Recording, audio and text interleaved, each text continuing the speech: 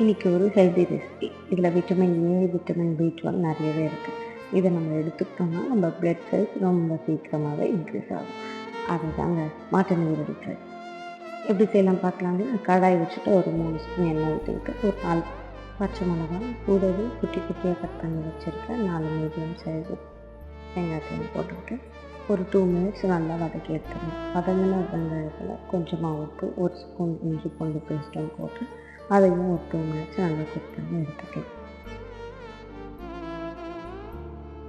வெங்காயம் colour change ஆனதும் clean பண்ணி வச்சுருக்க ஈரலையும் சேர்த்துட்டு ஒரு 2 மினிட்ஸ்க்கு கைவிடாமல் நல்லா மிக்ஸ் பண்ணிக்கலாம். இதில் கூடவே ஒரு ஸ்பூன் உப்பு, ஒரு ஸ்பூன் கலந்த மிளகாய்த்தூள், ஒரு ஸ்பூன் கலந்த மிளகாய்த்தூள், 1 ஸ்பூன் பெப்பர், 1/4 ஸ்பூன் மஞ்சள்தூள், 1/2 ஸ்பூன் கரம் மசாலா போட்டு நல்லா பரட்டிட்டு 10 மினிட்ஸ் குக் பண்ணிக்கலாம். அவ்வளோதாங்க, டேஸ்டி மட்டன் ஈரல் ஃப்ரை ரெடி.